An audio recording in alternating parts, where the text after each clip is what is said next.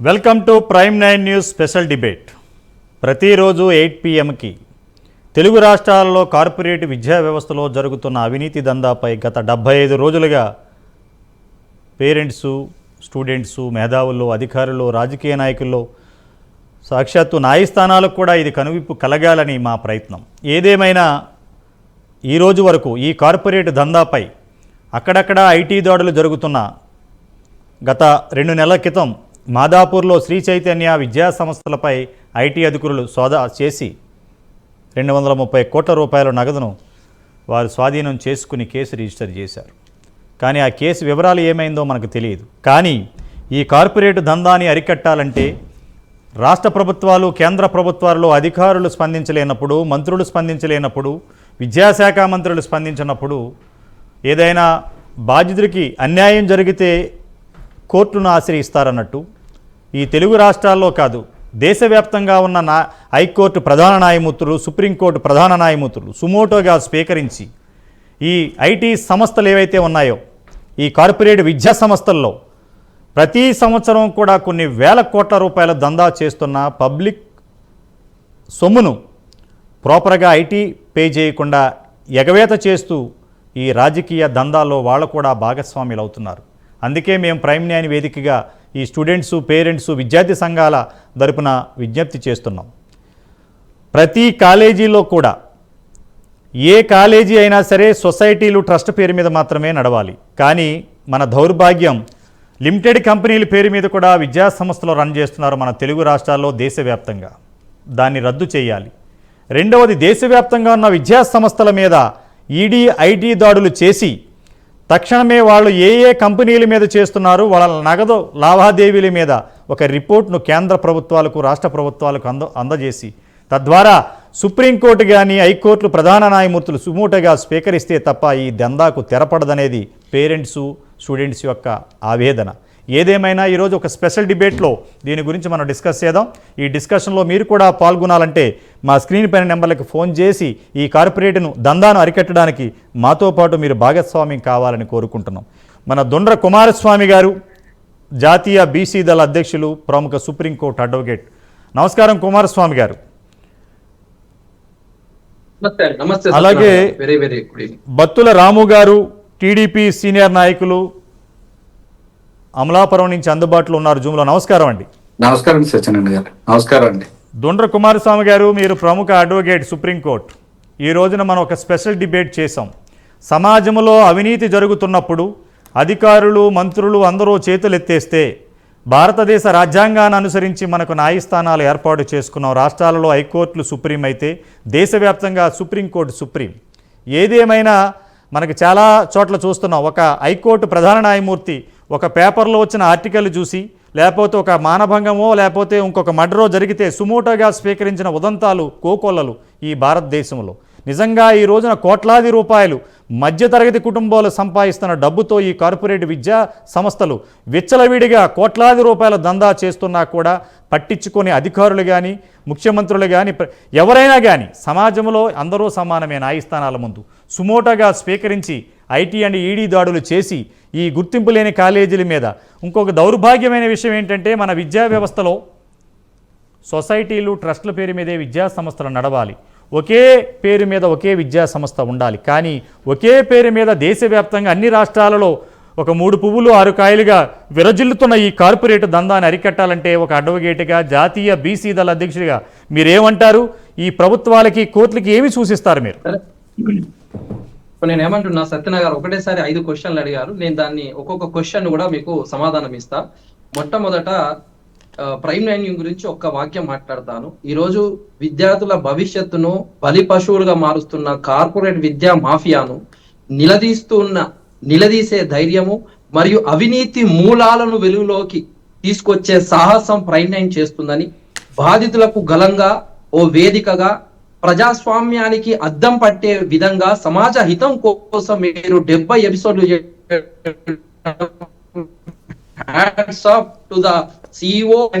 మొట్టమొదట. రెండవ అంశం వచ్చేసి, ఈ రోజు తెలుగు రాష్ట్రాలలో కార్పొరేట్ విద్యా సంస్థల అవినీతి భాగోతం అనేది దేశము, రాష్ట్రము, గల్లీ నుంచి ఢిల్లీ దాకా అందరికీ తెలుసు. వేల కోట్ల ఫీజులు దందాలు అంటే కార్పొరేట్ కాలేజీలు అనగానే అధిక ఫీజులు వసూలు చేస్తారు, కనీసం మౌలిక సదుపాయాలు లేని పరిస్థితి ఉంటది. ఒక టాపర్ వస్తాడు, వాడి పేరును పబ్లిసిటీ పేరుతో నకిలీ వార్తలు క్రియేట్ చేసి విద్యార్థులను మానసిక ఒత్తిడికి గురి చేస్తూ దాని వల్ల వాళ్ళకు అనేక ఆరోగ్య సమస్యలు కూడా దారితీస్తా ఉంది. అయితే ఈ సందర్భంలో ఆత్మవిశ్వాసమే మన ఆయుధం అన్నట్లుగా విద్యార్థులను ఒత్తిడి నుంచి విముక్తి చేయడం అనేది ప్రతి ఒక్కరి కర్తవ్యం. అంతేకాకుండా మీరు అన్నారు ప్రభుత్వ నిబంధనలను ఉల్లంఘిస్తూ అని, అలాంటి అక్రమ బ్రాంచులతో ఏదైతే విద్యా వ్యాపారము సాగిస్తున్న సంస్థలను విద్యా రంగాన్నే భ్రష్టు పట్టిస్తున్నాయి, నాశనం చేస్తున్నాయి. ఈ అక్రమాలను బయట పెట్టేందుకు మనందరం ప్రతి ఒక్కరూ కలిసి కట్టుగా ఐక్యంగా నిలబడాల్సిన సందర్భం ఏర్పడ్డదని, అంతేకాకుండా ట్యూషన్ పేరిట కావచ్చు, మెటీరియల్ పేరుతో కావచ్చు, డ్రెస్ కోడ్ పేరుతో కావచ్చు అధిక ఛార్జీలు వసూలు చేస్తూ విద్యార్థులను వాళ్ళ తల్లిదండ్రులను ఆర్థిక భారంలోకి నెట్టివేస్తున్నాడు. ఈ దోపిడికి చెక్కు పెట్టాల్సిన సందర్భం వచ్చిందని, అంతేకాకుండా ముఖ్యంగా ఈ అధికారులతో కలిసి కోట్ల రూపాయల కమిషన్స్ డీల్స్ చేస్తున్న విద్యా మాఫియాను మనం అరికట్టాలి. మేమందరం కూడా ప్రైమ్ 9 న్యూస్ కు తోడుగా ఉంటున్నామని తెలియజేస్తున్నాను. అంతేకాకుండా ముఖ్యంగా ఈరోజు ఒక స్పష్టమైన లక్ష్యం ఉంటే అసాధ్యమైంది కూడా సుసాధ్యం చేయొచ్చు అన్నట్లుగా నేడు రాష్ట్రంలో ఒక పేరు ఒక గుర్తింపు అనే విధానాన్ని అమలు చేయాల్సిన అవసరము సందర్భం వచ్చింది. లేదంటే ఒకే పేరుతో వేల బ్రాంచులు నడుపుతూ కనీసం గుర్తింపు లేని కాలేజీల చేస్తూ ప్రజలను మోసం చేస్తున్న ఘటనలు ఎన్నో ఉన్నాయి. సో ఈ విద్యా విధానాన్ని అమలు చేసేంత వరకు మనం పోరాడాలి, ఇది మన ప్రధాన లక్ష్యం. రెండవది, ట్రస్ట్ గాని సొసైటీల వివరాల దాచి వాళ్ళు ఏం చేస్తారు, నకిలీ ఒక హైప్ క్రియేట్ చేసి ప్రజలను మోసం చేసే ఘటనలు అనేక ఉన్నాయి. సో ట్రస్ట్ సొసైటీ వివరాలను మరియు వాటికి వచ్చే ఆర్థిక లావాదేవీలు ఇన్పుట్ కావచ్చు అవుట్పుట్ కావచ్చు పబ్లిక్ డొమైన్ లో పెట్టాలని నేను డిమాండ్ చేస్తా ఉన్నాను. అంతేకాకుండా ప్రతి కాలేజీ గుర్తింపు స్థితిని మనం బహిర్గతం చేసే విధంగా ఒక పోర్టల్ ను డిజైన్ చేసి పారదర్శకతనే ప్రజాస్వామ్యానికి నిలువెత్తు నిదర్శనం అన్నట్టుగా వాళ్ళు పారదర్శకంగా ఉండాలని నేను డిమాండ్ చేస్తా ఉన్నాను. ఫీజుల రూపంలో సేకరిస్తా ఉన్నారు, కోట్ల రూపాయలు సేకరిస్తున్నారు, మరి అకౌంటింగ్ లో కనిపించడం లేదు. అందుకే ఐటీ ఈడీ దర్యాప్తులు సంయుక్తంగా రెండు కలిసి ఈ నల్లధన ప్రభావాన్ని కూడా అడ్డుకోవాల్సిన సందర్భం ఉంది, బయటకు తీసుకురావాల్సిన సందర్భం వచ్చింది. అలాగే ఈ అధికారులు కఠినమైన నిర్ణయాలు తీసుకోకుంటే రానున్న రోజులలో చీకటి మాత్రమే మిగులుతుంది. విద్యా మాఫియా అడ్డు అదుపు లేకుండా ఈ కరోనా వైరస్ ఎట్లా వ్యాప్తి చెందుతుందో ఆ విధంగా వ్యాప్తి చెందుతుంది. అడ్డుకోవాలి, అడ్డుగోడలు కట్టాలి. విద్యార్థుల భవిష్యత్తు ప్రమాదంలోకి నెట్టుపడుతుంది. ఒక పేరు ఒక గుర్తింపు విధానం అమలు చేయకపోతే విద్యారంగం నాశనం అవుతుంది సత్యనారాయణ గారు. అందుకే మనందరం విద్యార్థుల భవిష్యత్తును కాపాడేందుకు ప్రభుత్వం కూడా చర్యలు తీసుకుంటుంది అప్పటికి. కానీ అధికారుల నిర్లక్ష్యం మాత్రం కళ్ళకు కట్టినట్లు కనబడతా ఉంది.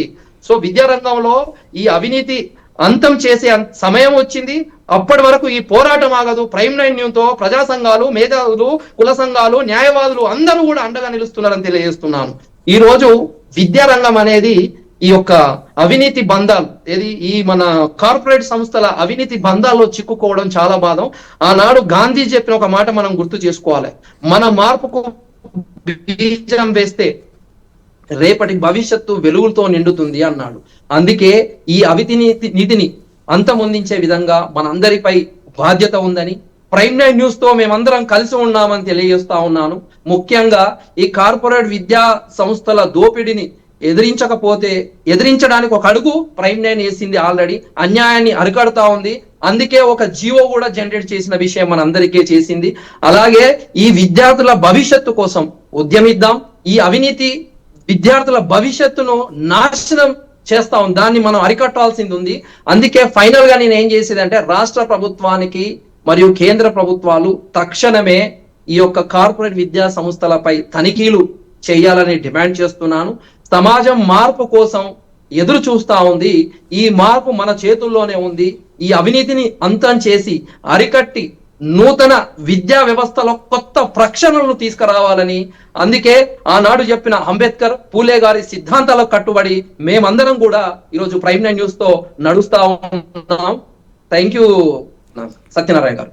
దుండ్ర కుమారస్వామి గారు, ఒక విషయం చెప్పండి. మన తెలుగు రాష్ట్రాలను వినపడుతుందండి?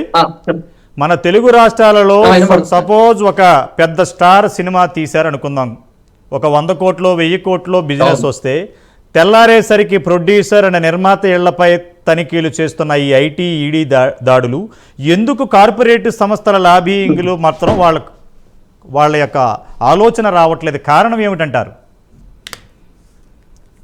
ఇప్పుడు నేను ఏమంటున్నా సత్యనారాయణ గారు, ప్రైమ్ 9 న్యూస్ చేసిన వెంటనే ఒక తెలంగాణ రాష్ట్ర ప్రభుత్వం కూడా స్పందించి ఒక విజిలెన్స్ టీమును ఏర్పాటు చేసింది. అది మనం మొదటి సక్సెస్ గా తీసుకోవాల్సిన సందర్భం వచ్చి, అలాగే ఈ అక్రమాలు అనేటివి టెంపరీ మాత్రమే. ఈడీ మరియు ఐటీ రైట్స్ కూడా త్వరలో జరగబోతున్నాయి. అవసరమైతే మేమందరం తెలంగాణ రాష్ట్రంలో ఉన్న అడ్వకేట్స్ కావచ్చు, మేధావులు కావచ్చు, అందరం కలిసి కట్టుగా ఓ కమిటీని కూడా ఏర్పాటు చేసి అవసరమైతే ఐటీ డిపార్ట్మెంట్ కమిషనర్ కావచ్చు, లేదంటే ఈడీకి కూడా కంప్లైంట్ ఇస్తాం. లేదు అంటే దీని బిల్లు కూడా దాఖలు చేసి దీనిలో జరుగుతున్న అక్రమాలు, దీని ఫీజుల రూపంలో సేకరించిన కోట్ల రూపాయలు ఎక్కడికి వెళ్తాయి, అకౌంట్ లేని డబ్బులు ఏడికి పోతున్నాయి, ఈ ఐటీ దర్యాప్తు మరియు ఈడీ దర్యాప్తు సంయుక్తంగా చేసినప్పుడు మాత్రమే ఈ నల్లధనం ఏడికి పోతున్న దాని ప్రవాహాన్ని ఆపగలుగుతాము. ఖచ్చితంగా అవసరమైతే బిల్లులు కూడా దాఖలు చేస్తామని తెలియజేస్తా ఉన్నాను సత్యనారాయణ గారు. ఇది మన ఒక్క నిమిషం మళ్ళీ మీతో మాట్లాడతాను. రాము గారు బత్తుల రాము గారు, మీరు చాలా సీనియర్ టీడీపీ సభ్యులు, అనేక కమిషన్లో మెంబర్గా పనిచేశారు. అలాగే గతంలో మీరు ఒక ఎమ్మెల్యేగా కూడా పోటీ చేశారు. చాలా రాజకీయ అనుభవం ఉంది. ప్రస్తుతానికి ఎన్డీఏ కూటమి మీరు అధికారంలో ఉన్నారు. నారా లోకేష్ గారు విద్యాశాఖ మంత్రిగా ఉన్నారు. అనేక మార్పులు తీసుకొస్తున్నారు. కానీ ఇంకా కూడా ఈ తెలుగు రాష్ట్రాలలో, ఎందుకంటే మీది జాతీయ పార్టీ టీడీపీ, ఇంకా తెలుగు రాష్ట్రాలలో ప్రైమ్ 9 75 రోజులుగా మేము గళమెత్తుతున్నాం. బాబు, సామాన్య మానవుడికి అందుబాటులో ఫీ స్ట్రక్చర్ తీసుకురండి, కార్పొరేట్ సంస్థల అవినీతిని అరికట్టండి అని చెప్తున్నాం. అక్కడ సూపర్ 6, ఇక్కడ సూపర్ 6. ఈ సూపర్ 6లు వద్దు మహాబాబు, మాకు విద్యని అందే ద్రాక్ష పండులాగా మా కళ్ళ ముందు పెట్టండి, మా డబ్బులు మేము కట్టుకుంటాం, మాకు మీరు ఏం చేయకపోయినా పర్వాలేదు, ఆటో నడుపుకునేవాడు కాడి నుంచి ఆఫీసర్ వరకు కూడా మాకు ఫీ స్ట్రక్చర్ని ఏర్పాటు చేయండి చాలు, స్కూల్లో కానీ కాలేజీల్లో. అదే మహాభాగ్యం అంటున్నారు. ఏమంటారు దీని గురించి మీరు? సత్యనారాయణ గారు, మీరు చెప్పేది ఒక సామాన్య హేతుబద్ధంగా ఆలోచించే సామాన్యుడు ఒక ఆలోచన మీరు చెప్పారు. కానీ ప్రజలు ఏమైపోయారంటే ఒక మాయలో పడి కొట్టుకుపోతున్నారు సత్యనారాయణ గారు. ఈవేళ ప్రజలందరికీ కూడా కార్పొరేట్ స్కూల్స్, కార్పొరేట్ కాలేజీలు కాకుండా ప్రభుత్వ బడులకి వెళ్తే ఆ పిల్లలకి ఇటు ప్రోత్సాహకంగా అమ్మఒడి వేయాలని చెప్పేసి ఒక ఆలోచన నిర్ణయం తీసుకోవటం. ఇప్పుడు 16వ తారీఖు లోపే అవన్నీ కూడా వేయడానికి ప్రభుత్వం నిర్ణయం తీసుకుంది. ఎంతమంది పిల్లలు చదివితే అంతమందికి. అలాగే మధ్యాహ్న భోజనాన్ని పెడుతుంది. దాంతోపాటు మెనూను కూడా చాలా చక్కటి మెనూని క్రియేట్ చేసి ఆ మెనూని ఇప్పుడు అమలు చేసి ప్రయత్నం చేస్తా ఉన్నారు. ఇవన్నీ కూడా ఎందుకంటే ప్రోత్సాహకంగా పిల్లలు వచ్చి బాగా చదువుకోవాలి, ప్రభుత్వ బడుల్లో చేరాలనేది ప్రభుత్వం యొక్క ఆలోచన. అయితే ఈ రోజుకి కూడా మనం యాడ్లకి, తల్లిదండ్రులు కేవలం యాడ్లకి ఆకర్షితులయ్యి వాళ్ళ పిల్లల్ని ఎంతసేపు ర్యాంకులు సంపాదించేటటువంటి పనిముట్లుగా తయారు చేసే ప్రయత్నం చేస్తా ఉన్నారు. తల్లిదండ్రుల్లో మార్పు రావాలి సత్యనారాయణ గారు, తల్లిదండ్రుల్లో మార్పు రావాలి. ప్రభుత్వం చేస్తున్నటువంటి ఈ ప్రయోజనకరమైనటువంటి పథకాలు ఏవైతే ఉన్నాయో వాటినన్నింటినీ కూడా అందిపించుకుని వాళ్ళ పిల్లల్ని ప్రభుత్వ బడిలో చదివినా కూడా మంచి స్థితికి వస్తారనే ఒక విశ్వాసాన్ని వాళ్ళు పెంచుకోవాలి. పిల్లలకు కూడా దాన్ని చెప్పే ప్రయత్నం చేయాలి. మీరు ఒక విషయం మీ దృష్టికి తీసుకొస్తాను సత్యనారాయణ గారు. ఇప్పుడు ఈ ప్రైమ్ 9 తీసుకుంటున్నటువంటి డిబేట్ చాలా గొప్ప మంచి ఆలోచన ఇది. దీన్ని తప్పనిసరిగా అందరం కూడా గౌరవించాల్సిన పరిస్థితి ఉంది. దీన్ని అప్రిషియేట్ చేస్తా ఉన్నాను నేను మనస్ఫూర్తిగా.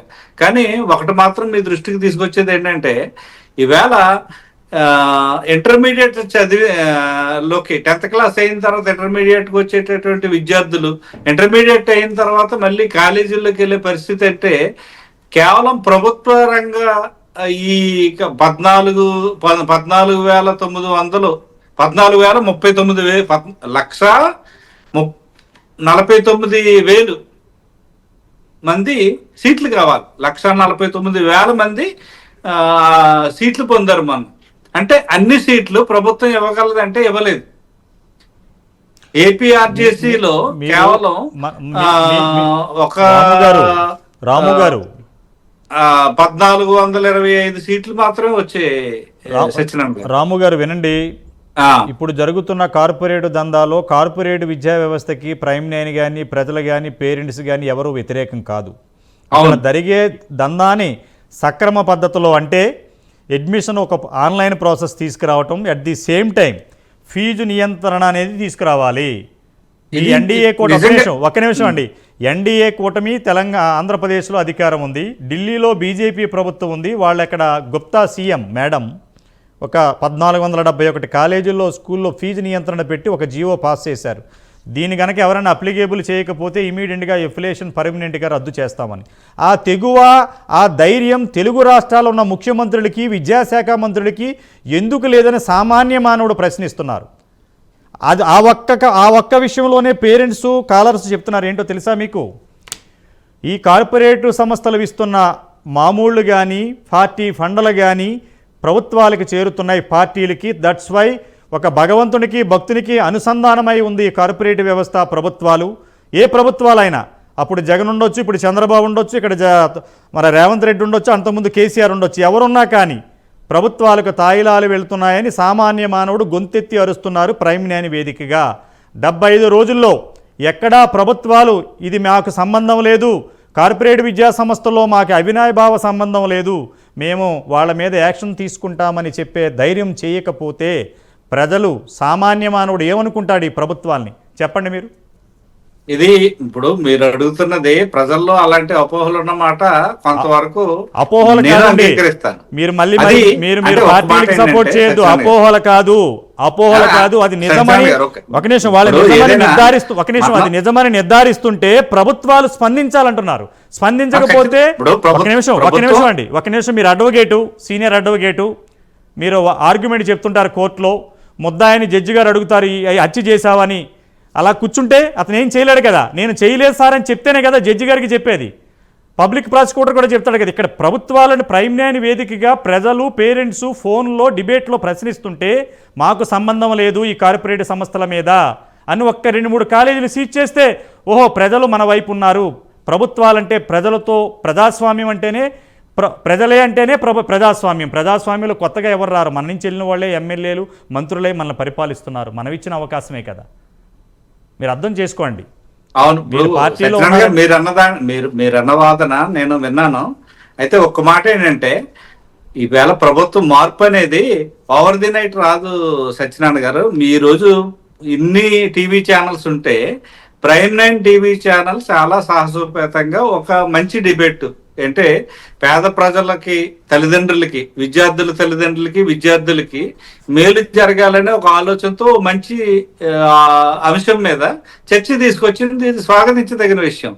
అయితే ప్రభుత్వం దాన్ని స్పందించడానికి, కొంచెం దీని మీద ముందుకెళ్ళడానికి కొంత ఆలోచన చేయాల్సినటువంటి అవసరం ఉంది. అలాగే దీన్ని మిగతా మీడియా కూడా దీన్ని కొంచెం ముందుకు తీసుకెళ్లాల్సినటువంటి అవసరం ఉంది. ఇంకొకటి ఏంటంటే, ఇక్కడ ప్రభుత్వానికి మామూలు అందటం అనేది గతంలో ఎలా జరిగిందో మాకు తెలియదు, కానీ లోకేష్ గారు ఈవేళ ఈ విద్యా మంత్రిగా ఉన్న తర్వాత ఇప్పుడు మేము చూస్తున్నది ఏంటంటే, ఒక చాలా పెద్ద ఎత్తున మార్పు చేసే ప్రయత్నం చేస్తా ఉన్నారు. ఈ మార్పు కూడా ఎట్లాంటి మార్పు అంటే ఏదో కంటి తుడుపు చర్య మార్పులు కాదు. మొత్తం మౌలికంగా విద్యా వ్యవస్థలో ఒక మార్పు వచ్చి వీళ్ళు విద్య పురోగతి ఉండాలి, నాణ్యమైనటువంటి విద్య అందించాలి, పిల్లలందరూ కూడా ఇష్టంగా చదువుకునేటటువంటి ఓ ప్రయత్నం చేయాలనే ఒక ఆలోచనతో ముందుకెళ్తా ఉన్నారు. అలాగే మనం కూడా దీని సలహాలు ఇవన్నీ కూడా ఇస్తే ఖచ్చితంగా ఆయన యువకుడు చాలా సాహసోపేతంగా ముందుకెళ్తున్నటువంటి వ్యక్తి. ఇలాంటి చిన్న ప్రలోభాలకి, విద్యా సంస్థలు అవి ఇచ్చే చిన్న తాయిలాలకి లోబడేటటువంటి నాయకత్వం లోకేష్ గారి నాయకత్వం కాదు, చంద్రబాబు నాయుడు గారు అసలే కాదు. అందులో కొంతమంది విద్యారంగంలోనూ అన్ని రంగాల్లోనూ వ్యక్తులు ఈవేళ రాజకీయాల్లో ఉన్నారు. అది రాజ్యాంగం మనకు కల్పించిన హక్కు, దాన్ని ఎవరు కాదనలేరు. అట్లాంటి వ్యక్తులు కూడా ఇందులో ఉన్నాం కాబట్టి మేము ఎలా చేసుకుంటాం అనే పరిస్థితి కూడా లేదు. వాళ్ళెవరూ కూడా పూర్తిగా వదిలేసి వీళ్ళ రాజకీయాలు చేస్తా ఉన్నారు. కానీ ఈ ప్రభుత్వ రంగ సంస్థలు అనేవి కేవలం విద్య అంతా కూడా ప్రభుత్వ రంగ సంస్థలు చేయాలనేది సాధ్యం కాదు. కాబట్టి ప్రైవేట్ రంగంలో చేయాలి అంటే వాళ్ళు ఈ రోజు మనం చూస్తున్నాం, ఎంసెట్లో మన వాళ్ళు నీట్లో చాలా మంది తెలుగు విద్యార్థులు సీట్లు పొందేటటువంటి పరిస్థితి వచ్చింది. ఉమ్, అలాగే ఐఐటిలో మన వాళ్ళు చాలా మంది సీట్లు కొట్టే పరిస్థితి వచ్చింది. జాతీయ స్థాయిలో వస్తున్నటువంటి ఈ మార్పు, అలాగే ఇప్పుడు ఎలా ఐఏఎస్ లో కూడా చాలా మంది యూపీఎస్సీలో మంచి ర్యాంకులు పొందుతున్నటువంటి తెలుగు వారిని మనం చూస్తా ఉన్నాం. దీని అంతటికీ కూడా ప్రభుత్వం తీసుకున్నటువంటి చర్యలు భాగం అనే విషయం మనం గమనించాలి సత్యనారాయణ గారు. అయితే ప్రైవేట్ సంస్థలు ఉత్సాహంగా ఈ సబ్జెక్ట్ని తీసుకొచ్చి ఈ పిల్లలకి సరైన తర్ఫీదు ఇచ్చి ముందుకు తీసుకెళ్లే క్రమంలో కొంత మీరన్నట్టు డబ్బులు వసూలు చేయడం అనేది అక్కడక్కడ కొన్ని సంస్థలు చాలా ఎక్కువ ఒత్తిడి చేసి డబ్బులు తీసుకోవడం అనేది జరుగుతూ ఉంది. కానీ ఈ మధ్య ఒకళ్ళిద్దరు పేరెంట్స్తో నేను మాట్లాడినప్పుడు వాళ్ళు ఏం చెప్పారంటే, ఈ డబ్బు అనేది నేరుగా ఆన్లైన్లో పే చేయమని చెప్పేసి చెప్తా ఉన్నారట. గతంలో ఈ విధానం ఉండేది కాదు సత్యనారాయణ గారు. క్యాష్ పట్టుకొచ్చి పే చేయమనేవారు. ఆ బ్లాక్ అమౌంట్ ఏదైతే ఉందో దాన్ని క్యాష్గా పే చేసి మిగతాది ఆన్లైన్లో డిడిఆది రూపంలో ఇవ్వమని చెప్పేసి అడిగేవారు. ఈరోజు దానికి భిన్నంగా కట్టేటటువంటి ఫీజు మొత్తం కూడా ఆన్లైన్లోనే పే చేయమనేటువంటి పరిస్థితి వచ్చింది. ఇది ఎందుకు జరిగిందంటే కేవలం ప్రభుత్వం తీసుకున్నటువంటి శ్రద్ధ. ఎందుకంటే వాళ్ళు పే చేసే ప్రతి పైసా కూడా ప్రభుత్వం యొక్క లెక్కల్లో ఉండాలి, ప్రభుత్వం యొక్క దృష్టిలో ఉండాలి. రాము గారు, చిన్న ఇంటరప్షన్ మీకు. చెప్పండి. ఆన్లైన్ ఫీజు అంటున్నారు మీరు. Online software designed by the private corporate కాలేజీలు. మీకు మొన్న శ్రీ చైతన్యలో జరిగిన ఐటీ దాడుల్లో ఒక బెత్తరపోయిన విషయం బయటకు వచ్చింది, సబ్జెక్టు కరెక్షన్. పేరెంట్ మీరు వెళ్ళి మీ కాలేజీలో మీ అబ్బాయికి ఫీజు పే చేస్తే వాళ్ళకి రిసిప్ట్ ఇస్తున్నారు మీకు. సపోజ్ మీరు పే చేసింది 50,000 అనుకుందాం. ఆ రిసిప్ట్ మీకు వరకే కనపడుతుంది, కానీ వాళ్ళు గవర్నమెంట్కి చూపించడానికి ఇంకొక రిసిప్ట్ మళ్ళీ జనరేట్ చేస్తున్నారని ఆ విషయంలో బయటకు వచ్చింది.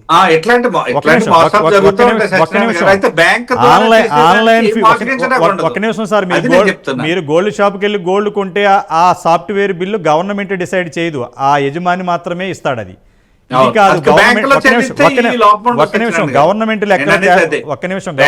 చెల్లించే ఫీజులకి ఖచ్చితంగా జవాబుదారీతనం ఉంటది.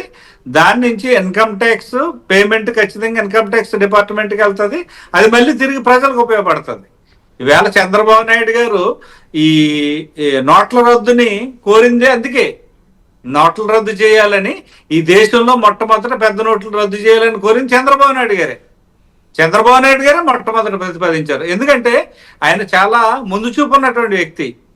ఈ ప్రజలకి ఏదైతే సంపద ఉందో ఈ సంపదని అల్టిమేట్ గా ప్రజలకి ఉపయోగించాలి అనేది చంద్రబాబు నాయుడు గారి ఆలోచన. అందులో భాగంగానే పెద్ద నోట్ల రద్దు కోరడం జరిగింది. అలాగే ఆన్లైన్ పేమెంట్స్, ఈ ఆన్లైన్ బ్యాంకింగ్ సిస్టమ్ ఏదైతే ఉందో దీన్ని ఎంకరేజ్ చేసే ప్రయత్నం ఈరోజు ప్రభుత్వం చేస్తా ఉంది. అందులో భాగంగానే ఈ ఆన్లైన్ పేమెంట్లు ఈరోజు ఆ కాలేజీలన్నీ కూడా సీరియస్ గా తీసుకోకపోతే ప్రభుత్వం చర్యలు తీసుకుంటుందని భయపడే పరిస్థితి వచ్చింది. దీన్ని ఇప్పుడు మీరు ప్రైమ్ 9 జరుగుతున్నటువంటి డిబేట్ ఏదైతే ఉందో దీన్ని దృష్టిలో పెట్టుకుని ఇంకా సీరియస్ గా ప్రభుత్వం అమలు చేయాలని నేను కూడా కోరుకుంటున్నాను. ఎందుకంటే ప్రజలు దీనివల్ల ప్రయోజనం పొందాలి. అల్టిమేట్ గా పేదలకు ప్రయోజనం జరగాలి. పేదలకి మేలు చేయడం కోసం తెలుగుదేశం పార్టీ ఎన్టీ రామారావు గారు పెట్టారు. అదే ఆలోచనతో ఈరోజు చంద్రబాబు నాయుడు గారు కానీ, లోకేష్ గారు కానీ, మా నాయకత్వం మొత్తం కూడా ఈవేళ ఎన్డీఏ కూటమి ప్రభుత్వం కూడా ఏదైతే ఫలాలు ఉన్నాయో ఈ అభివృద్ధి ఫలాల్ని ప్రజలకు అందించాలనే ఉద్దేశంతో ముందుకెళ్తా ఉన్నారు. అందులో విద్య కూడా భాగమే. దీనికి ఎలాంటి మినహాయింపులు లేవు సత్యనారాయణ గారు. మీరేమైనా అనండి రాము గారు. తెలుగు రాష్ట్రాల్లో కాదు, ఎంటైర్ దేశవ్యాప్తంగా విద్యని మనం కొనుక్కోవలసిన, షేర్ మార్కెట్లో ఎలాగైతే కొంటామో అలాగే విద్యను కొనుక్కోవాలి. ఇంకా ఏం చెప్పాలంటే బలవంతపు విద్య. పోనీ డబ్బులు ఖర్చు పెడుతున్నారు కదంటే మన పిల్లలు బతుకుతారంటే గ్యారంటీ లేదు. ఆత్మహత్య చేసుకోవచ్చు, చేసుకోకపోవచ్చు.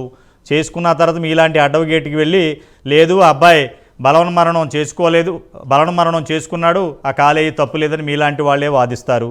అక్కడ అన్యాయమే. ఎందుకంటే 75 సంవత్సరాల స్వతంత్ర భారతదేశంలో సామాన్య మానవుడికి ఫీజు నియంత్రణ చట్టం అడిగే హక్కు లేదా? దాన్ని ప్రవేశపెట్టి ప్రజలకు మేలు చేసే చట్టాలు ఉన్నా కూడా ఎందుకు చేయట్లేదంటారు? త్వరలోనే ఇలాంటి చట్టాలన్నీ కూడా ముందుకు రావాలని మనం కోరుకుందాం సత్యనారాయణ గారు. ఒక్క నిమిషం మీతో మాట్లాడతాను రాము గారు. ఒక మాట సత్యనారాయణ గారు, మీకు ఒక మాటకి నేను చెప్పాలి. చెప్పండి. ఈవేళ కాలేజీల పరిస్థితి ఎలా అయిపోయిందంటే, మీరు చెప్తున్న దాంట్లో చాలా వాస్తవం సత్యనారాయణ గారు. కాలేజీల పరిస్థితి ఎలా అయిపోయిందంటే సెలవులు ఇచ్చిన తర్వాత టీచర్స్ అందరూ కూడా రోడ్లెక్కి ఇంటింటికి తిరిగి మీ పిల్లలు మా స్కూల్లో మా కాలేజీలో జాయిన్ చేయండి, మేము ఫీజులు బాగా తగ్గించేస్తాం, లేకపోతే మేము మిమ్మల్ని ఈజీగా మేము కలెక్టర్ని చేసేస్తాం, లేకపోతే డాక్టర్ని చేసేస్తాం, ఇంజనీరింగ్ చేసేస్తాం, ఇంత ప్యాకేజీ వస్తుంది అంత ప్యాకేజీ వస్తుంది అని చెప్పి ఇంటింటికి వెళ్ళి అడిగే పరిస్థితి వచ్చింది. ఇది నిజంగానే బాధాకరమైన విషయం. ఈవేళ అందుకే దీన్ని దృష్టిలో పెట్టుకుని ఈ ప్రైవేట్ కాలేజీలకు ధీటుగా ప్రభుత్వ కాలేజీలు కూడా భవిష్యత్తులో యాడ్లు ఇచ్చే పరిస్థితికి తీసుకొస్తామని లోకేష్ గారు చెప్పడం జరిగింది. ఆ విషయం ఒకసారి నేను మీకు గుర్తు చేస్తా ఉన్నాను.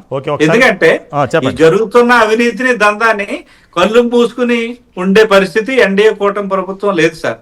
ఎట్టి పరిస్థితి వీటిలన్నింటినీ కూడా ఖచ్చితంగా వీటన్నిటి మీద ఆంధ్రప్రదేశ్ లో ఎప్పుడు వస్తుందంటారు?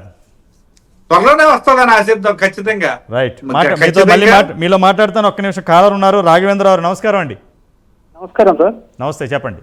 ముందుగా మీ ప్రైమ్ 9 టీవీ వాళ్ళకు ప్రత్యేకంగా ధన్యవాదాలు సార్. థ్యాంక్ యూ అండి. ఎందుకంటే ఎక్కడ కూడా ఏ ఛానల్ కూడా ఈ డిబేట్ ఎక్కడ నిర్వహించలేదు.